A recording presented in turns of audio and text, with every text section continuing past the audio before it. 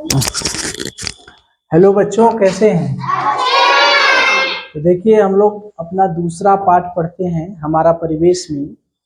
पाठ का नाम है मेरा परिवार मेरी प्रेरणा।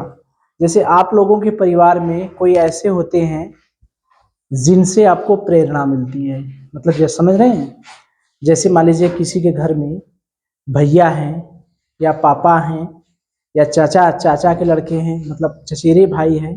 तो अगर उनकी नौकरी लग जाती है तो उनको देख करके ये नहीं होता है कि हम भी पढ़ लिख के नौकरी करेंगे, होता है ना। खेलने में बहुत बढ़िया है तो ये होता है कि मैं भी खेल कर बहुत बढ़िया बनूंगा। अगर किसी और क्षेत्र में बढ़िया, संगीत में बढ़िया है तो ये होता है कि मैं भी संगीत बहुत बढ़िया से गाऊंगा। उनका नाम देखते हैं, टीवी पर आता है, अखबार में आता है, तो सोचते हैं मैं भी आऊँगा, मैं भी मतलब संगीत बढ़िया सीखा। कला जिसको बनाने आता है वो कला, मतलब कोई ना कोई किसी के परिवार में अगर कोई उस तरह का आदमी रहता है तो उससे प्रेरणा मिलती है कि नहीं। किसी के घर में है ऐसे व्यक्ति जिसको देख करके ये होता है मैं भी उन्हीं की तरह बनूंगा। कोई अधिकारी बन जाते हैं, कोई डीएम बन जाते हैं, कोई एसपी बन जाते हैं, कोई बड़े नेता बन जाते हैं, तो ये होता है मैं भी बनूंगा। ऐसा कोई है किसी घर में? कौन बताइए। मेरे बड़ी मामी के लड़के फौजी। अच्छा, मेरी इनकी बड़ी मामी के लड़के फौजी हैं, तो इनके इनके यहाँ भी ये होता है कि हम भी फौजी बनेंगे, ऐसा होता है ना। हाँ, तो ये प्रेरणा मिलती है हमें, किसी न किसी को देखकर ही प्रेरणा मिलती है। कोई पढ़ने में बढ़िया रहता है तो उसको देखकर ये होता है कि मैं भी पढ़ने में बढ़िया बनूंगा, मैं भी अच्छा मैं मेहनत करूंगा, ऐसा होता है ना, होता है ना, होता है। तो ऐसे ही ये जो पाठ है, उस पाठ में एक लड़का है। कौन है? एक लड़का है। वो लड़का अपने भैया से प्रेरणा मिलती है उसको। किससे मिलती है? भैया से। तो उसी पर ये पूरा पाठ है। ये पाठ में उसके भैया को लेकर ये दिखाया गया है कि अंधे लोग कैसे होते हैं, कैसे पढ़ते हैं, कैसे चलते हैं, उनकी क्या क्या समस्याएं होती हैं। नानी के माध्यम से इस पाठ में एक नानी को भी दिखाया गया है। लड़के की नानी है जो बुजुर्ग हो जाती है, बूढ़ी हो जाती है, तो उसकी क्या क्या समस्याएं होती हैं, ये सब दिखाया है। ठीक है। जो लोग न सुन नहीं सकते, जिनको सुनाई नहीं देता, उनको क्या दिक्कत होती है। ठीक है। फिर आगे चल के कुछ ऐसे लोगों को प्रेरणा दी गई है, जैसे रविंद्र जैन साहब हैं, वो संगीत बड़ा बढ़िया गाते हैं, संगीत लिखते भी हैं तो गाते हैं। रामायण वामायण का जो धुन देखे ना, रामायण महाभारत का धुन, जो मंगल भवन है, मंगलहारी जो गाना बजता रहता है, वो सब वही लिखे हैं। ठीक है। सुधा चंद्रन है, उसका पैर खराब हो गया है लेकिन फिर भी वो टीवी में दिखाई देती है ना, जैसे धारावाहिक में गोए गोए गोए, जो क्राइम पेट्रोल में भी दिखाई देती है।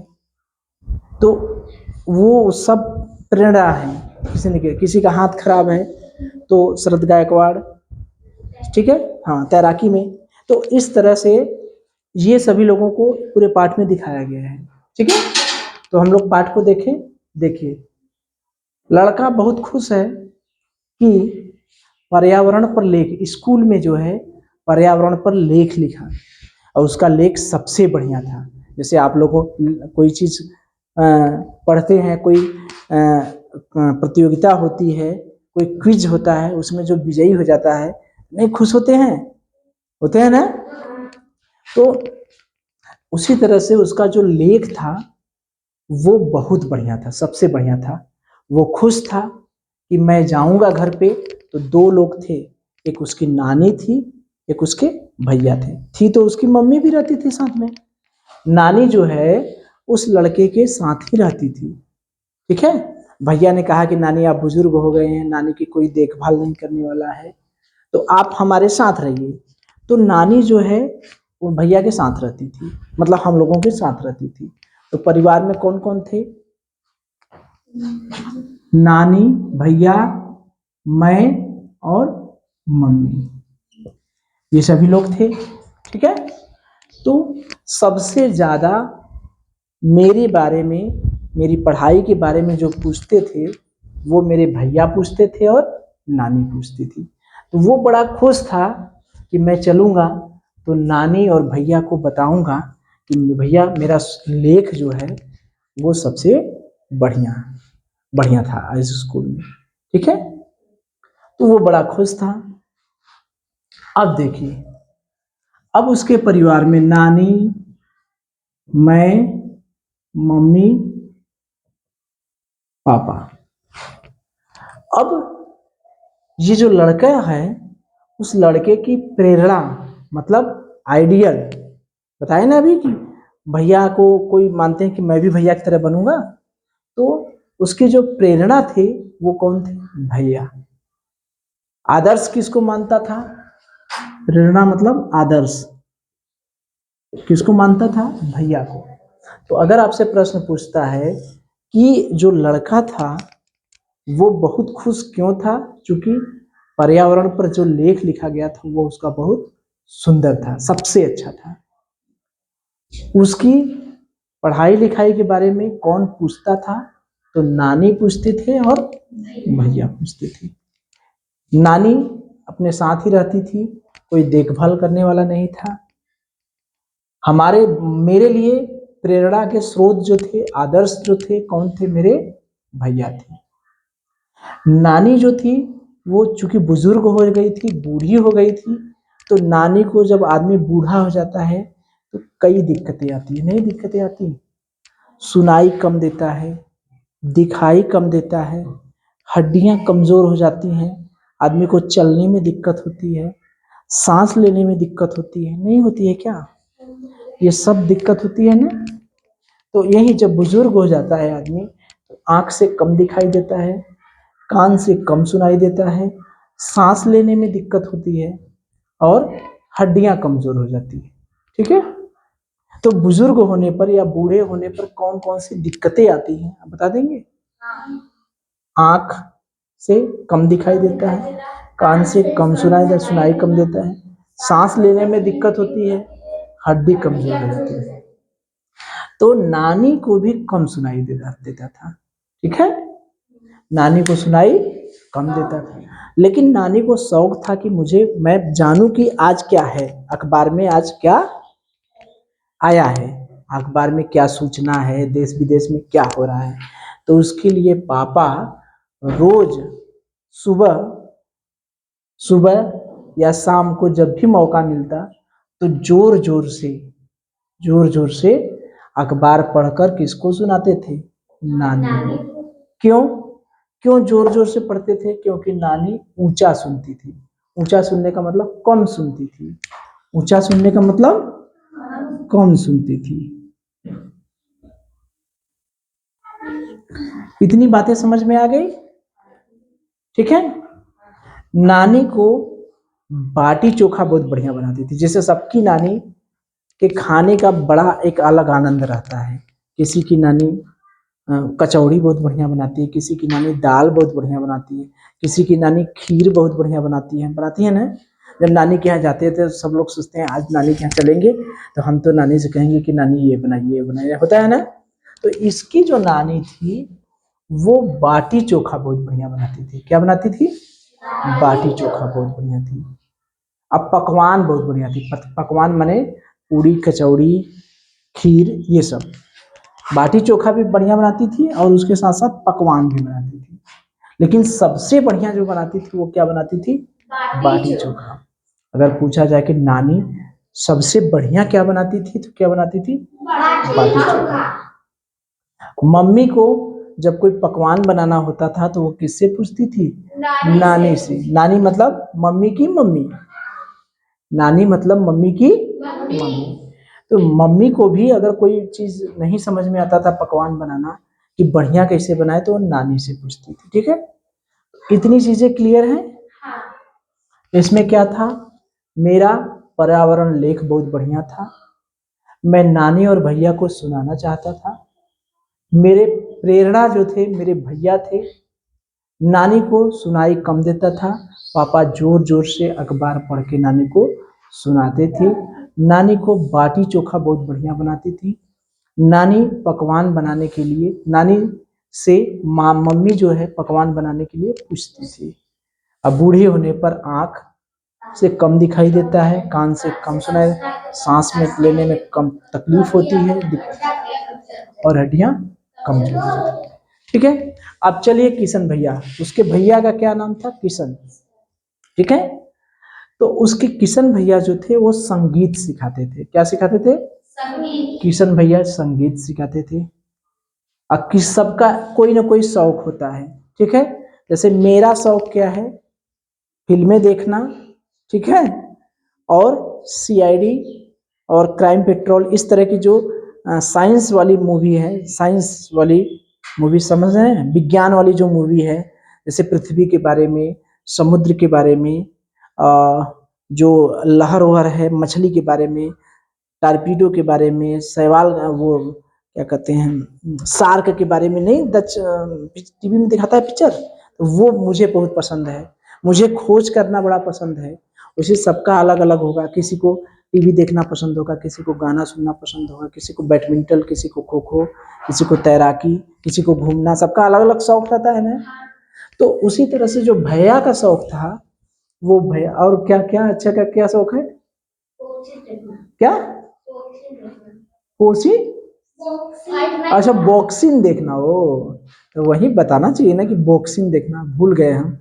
तो सब मतलब सबका शौक अलग है, किसी का शौक पढ़ना रहता है। ठीक है, तो भैया का जो शौक था, भैया का कई जो शौक था, संगीत सुनना, दोस्तों के साथ घूमना, बातें करना और पढ़ना, ये सारे शौक भैया के थे। ठीक है, भैया क्या के शहर जाकर बच्चों को संगीत सिखाते थे। भैया क्या करते थे? शहर जाकर बच्चों को संगीत सिखाते थे।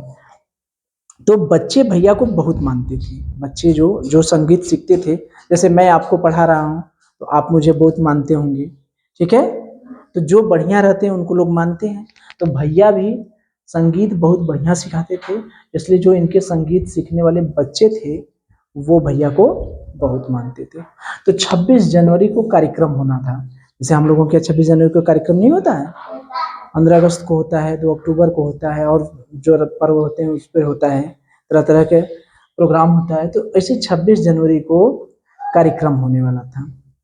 तो भैया जो थे वो सफेद छड़ी लेकर चलते थे, क्योंकि भैया को दिक्कत क्या था? भैया को बिल्कुल नहीं दिखाई देता था। जो किशन भैया थे, अब सोचिए, किशन भैया संगीत सिखाते थे शहर में, लेकिन उनको दिखाई कुछ भी नहीं देता था। जब नहीं दिखाई देता था तो वो कैसे संगीत सिखाते रहे होंगे? सोचिए, कैसे चलते रहे होंगे? तो चलने के लिए उनके पास एक सफेद छड़ी थी। क्या थी? सफेद छड़ी। पहले थोड़ा सा चित्र दिखा दें। ठीक है, देखिए, ये जो है किशन भैया, ये उसका परिवार है ना? ये परिवार है, दादी है, मम्मी है, ठीक है ना? और ये देखिए किशन भैया है, छड़ी लेकर चल रहे हैं ना, छड़ी लेकर, यही छड़ी लेकर चल रहे हैं, सफेद से छड़ी है ना। और देखिए ये किशन भैया है, ये छड़ी लिए है ना, लिए है ना छड़ी। तो ये हैं अपने किशन भैया। तो किशन भैया जो है सफेद छड़ी लेकर चलते थे। सफेद छड़ी से कैसे चलते थे? जैसे मान लीजिए अंधा हो गए तो छड़ी की सहायता से कहीं गड्ढा उड्ढा आता था तो पता कर लेते थे। ठीक है, तो पढ़ते कैसे थे? उनको पढ़ने के लिए मोटा सा कागज था, उस पर नुकीले औजार से कुछ अक्षर बना दिए जाते थे। मोटे कागज पर नुकीले औजार से क्या बना दिए जाते थे? अक्षर। तो उस लिपि को कहते थे ब्रेल लिपि। क्या कहते थे? ब्रेल लिपि। तो जो भैया चलते थे सफेद छड़ी से, अब ब्रेल लिपि से क्या करते थे? पढ़ाई करते थे। ब्रेल लिपि से क्या करते थे? पढ़ाई करते थे। अगर आपसे पूछा जाएगा कि ब्रेल लिपि होता क्या है, तो मोटे कागज पर नुकीले औजार से उभरे हुए बिंदु बनाए जाते हैं। उभरे हुए बिंदु बनाए जाते हैं, उस पर हाथ फेर के क्या करती हैं? पढ़ाई कीजते हैं। ठीक है, अब देखिए, वो जो ब्रेल लिपि से पढ़ाई होती है उसका आविष्कार कहाँ से हुआ? कौन बताया कि ब्रेल लिपि से पढ़ाई हो सकती है? कौन? फ्रांस बताया, हाँ सही बात है। तो ब्रेल लिपि पर पहले देखिए 6 बिंदु होते हैं, इसको पहले समझ लीजिए तो मैं बताता हूँ। ये देखिए 6 बिंदु दिखाई दे रहे हैं।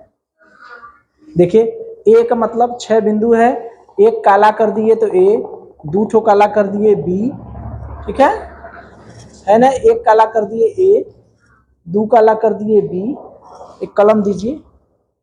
और देखिए इधर 3 काला कर दिए सी, ठीक है, सी और डी। इसी तरह से 6 बिंदु के सहायता से A B C D X Y Z तक अच्छा रहना है, ठीक है।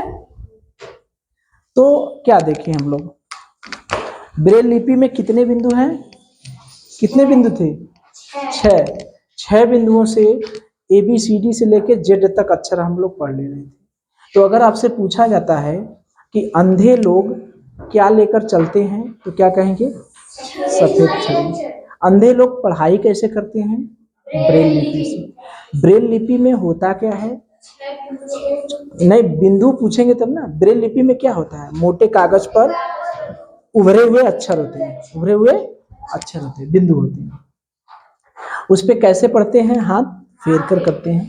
आविष्कार कौन किया, लुई ब्रेल, एक व्यक्ति का नाम है लुई ब्रेल। एक छोटा सा बच्चा था, वो कहाँ का रहने वाला था, फ्रांस का। जब 3 साल का था तो उसके आंख में नुकीले औजार से चोट लग गई थी, ठीक है। तो उसको देखना बंद हो गया था, वो पढ़ना चाहता था बेचारा, हमेशा पढ़ाई के बारे में सोचता रहता था। तो वो वही जो है छू छू कर आविष्कार किया कि हम छू छू कर पढ़ सकते हैं, ठीक है। तो वो जो आविष्कार किया छू छू कर पढ़ने का, हाथ फेर कर पढ़ने का, हाथ से छू कर पढ़ने का, उस लिपि को हम लोग कहते हैं ब्रेल लिपि। ब्रेल लिपि में मोटे कागज पर क्या होते हैं, उभरे बिंदु होते हैं। अभी देखें ना कितने बिंदु होते हैं, 6 बिंदु, ठीक है। तो अगर आपसे पूछा जाता है लुई ब्रेल कहाँ का रहने वाला था, फ्रांस का, कितने साल का था तो चोट लग गई थी, आंख में चोट लग गई, उसकी रुचि किसमें थी, पढ़ने में। तो मोटे का उभरे हुए बिंदु कितने रहते हैं, 6। एक बार इसको रिवाइज कर ले। किशन भैया को संगीत सिखाते थे, उनको पसंद क्या था, संगीत सुनना, दोस्तों के साथ घूमना, बातें करना और पढ़ना। वो शहर जाकर संगीत सिखाते थे, सफेद छड़ी लेकर चलते थे, ब्रेल लिपि से पढ़ाई करते थे। ब्रेल लिपि क्या होता था, उभरे हुए मोटे कागज पर उभरे हुए बिंदु थे, जिस पर हाथ फेर कर हम लोग क्या करते थे, पढ़ते थे। लुई ब्रेल कहाँ का रहने वाला था, फ्रांस का। 3 साल का था तो उसकी आंख में चोट लग गई थी, पढ़ने में बड़ी रुचि थी, वह छू छू कर पढ़ता था। वो छू कर पढ़ने की जो विधि होती है उसको हम लोग क्या कहते हैं, ब्रेल लिपि। ब्रेल लिपि में कितने बिंदु होते हैं, प्रश्न पूछा जाए, चलिए आप लोग तैयार हैं। तो मुझे ये बताइए कि जो लड़का, जिस लड़के का जिक्र हुआ है वो पाठ में, वो लड़के पर किस विषय पर लेख सबसे अच्छा लिखा था, किस पर लिखा था, पर्यावरण पर। Very good. अच्छा, उसके परिवार में कौन से 2 लोग थे जो उसकी पढ़ाई लिखाई पर ध्यान देते थे, नानी और वो किनको आदर्श मानता था या प्रेरणा का स्रोत किनको मानता था, भैया को। Very good. नानी जो थी वो कायदे धीरा ऊंचा सुनती थी कि कम सुनती थी, क्या करती थी, ऊंचा सुनती थी। तो पापा बेचारू नानी को अखबार कैसे सुनाते थे, पढ़कर, जोर जोर से। बहुत अच्छे। नानी एक चीज बहुत बढ़िया बनाती, बैठ जाइए। नानी एक चीज बहुत बढ़िया बनाती थी, क्या चीज बहुत बढ़िया बनाती थी,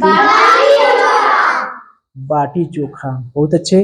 मम्मी जब कभी दिक्कत होता था पकवान बनाने में तो मम्मी किससे पूछती थी,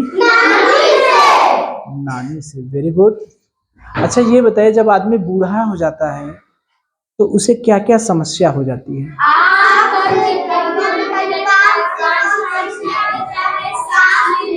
सांस लेने में दिक्कत होती है और वेरी गुड।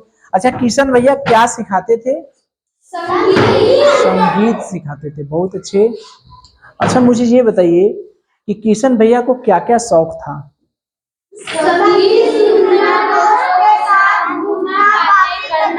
बहुत अच्छे।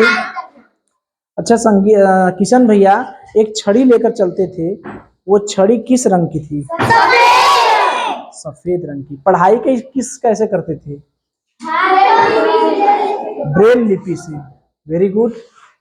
तो ब्रेल लिपि में कुल कितने बिंदु थे? 6 बिंदु।